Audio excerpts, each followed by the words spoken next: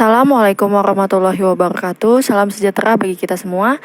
Perkenalkan, kami dari kelompok 1 yang beranggotakan Asri Mila Cahaya, Brian Nurbagja Permana, Daniel Simarmata, Febianto Arif, dan Ginanjar Bagus Sajiwo.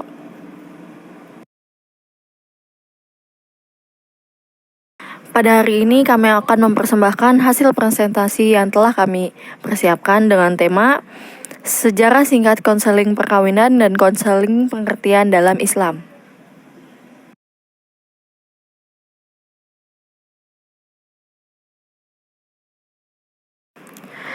Sejarah pengertian konseling perkawinan.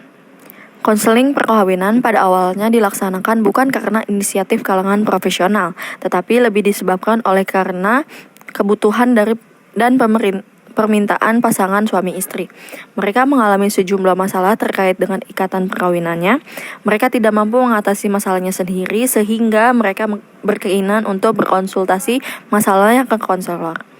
Pemberian bantuan untuk mengatasi masalah-masalahnya perkawinan sebenarnya sudah lama dilakukan di Amerika, yaitu sekitar 70 tahun yang lalu, yang diselenggarakan di beberapa institusi yang secara khusus menangani persoalan keluarga.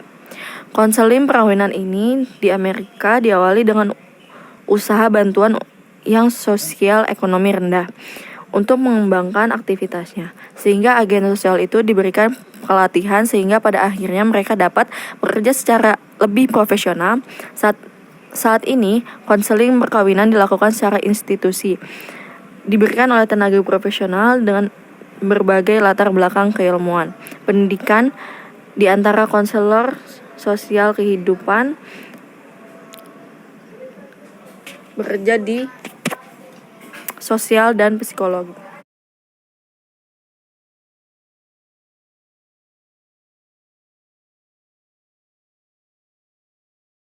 Baik, selanjutnya ada definisi konseling perkawinan menurut Klemmer.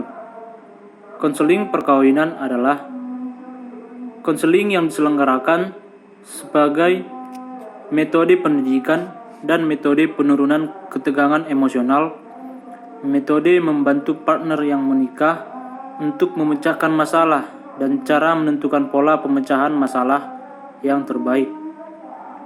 Dikatakan sebagai metode pendidikan karena konseling perkawinan memberikan pemahaman kepada pasangan suami istri yang berkonsultasi tentang dirinya, tentang pasangannya, dan masalah-masalah yang berhubungan dengan ikatan perkawinannya, serta cara-cara yang dapat dilakukan untuk mengatasi masalah-masalah tersebut secara lebih baik. Konseling perkawinan juga dikatakan sebagai metode penurunan ketegangan emosional. Maksudnya bahwa konseling perkawinan dilaksanakan biasanya saat kedua belah pihak atau saat pasangan suami istri berada pada situasi emosional yang sangat berat. Dengan konseling, pasangan dapat melakukan ventilasi dengan jalan membuka emosionalnya sebagai katarsis terhadap tekanan-tekanan emosional yang dihadapi selama ini. Tipe-tipe dalam perkawinan. Yang pertama ada konflik habituated. Tipe konflik habituated boleh dibilang sebagai partner in crime.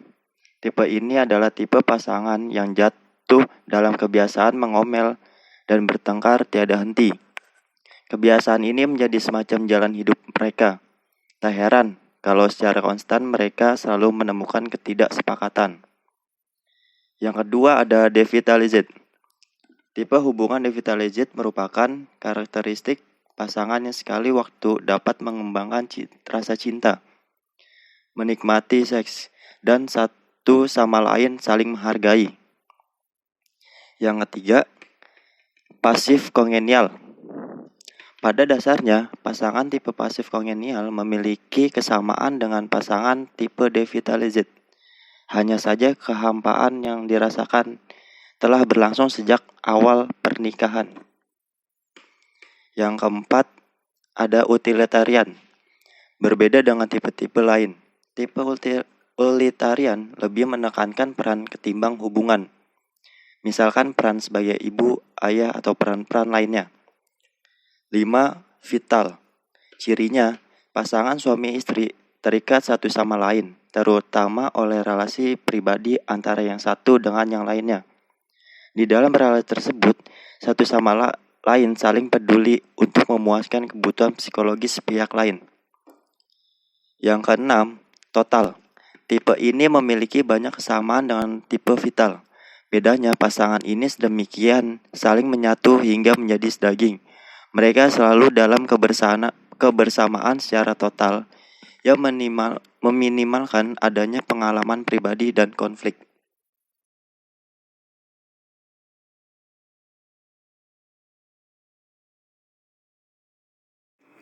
Ya, selanjutnya ada pengertian dan tujuan bimbingan konseling perkawinan Islam.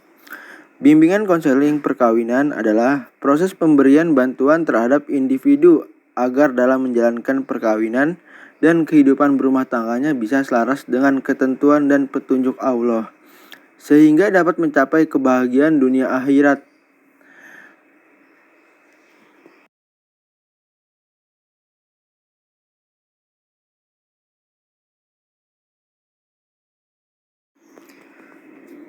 Selanjutnya ada tujuan bimbingan konseling perkawinan menurut Faqih. Yang pertama ada membantu individu memecahkan timbulnya problem-problem. Yang kedua ada membantu individu memecahkan masalah-masalah.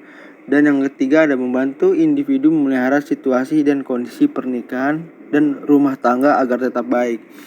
Yang pertama,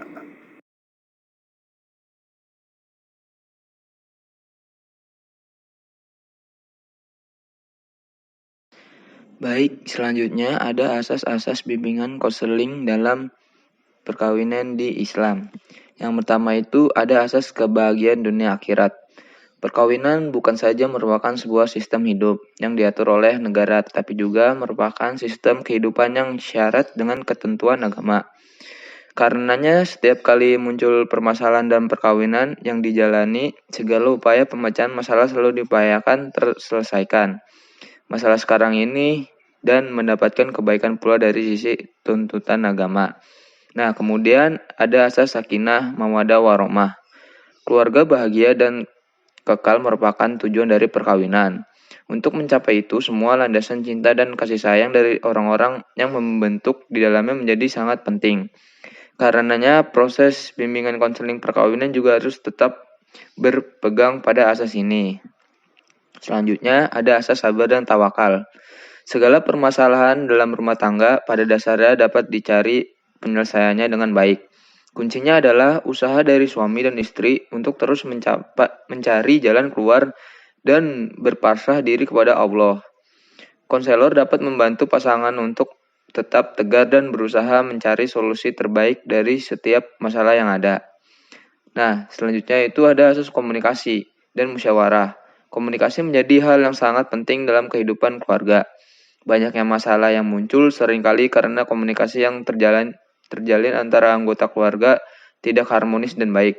Karenanya, dalam melakukan penyelesaian masalah, komunikasi dan musyawarah antara kedua belah pihak harus dilakukan sehingga segera mendapat masalah dapat teratasi. Nah, kemudian yang terakhir itu asas manfaat. Dalam melakukan layanan bimbingan konseling perkawinan, asas manfaat menjadi sangat penting diterapkan.